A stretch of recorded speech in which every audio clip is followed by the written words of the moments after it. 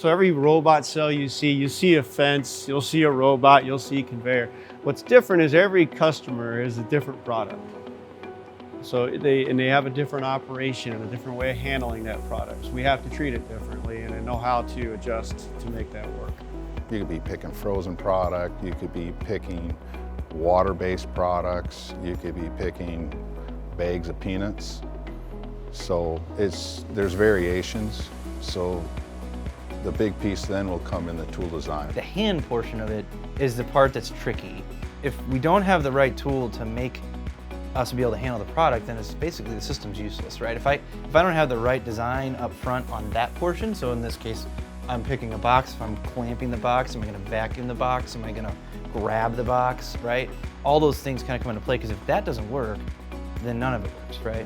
So we have to make sure that that's the key component. That's the thing that we want to make sure it works the most.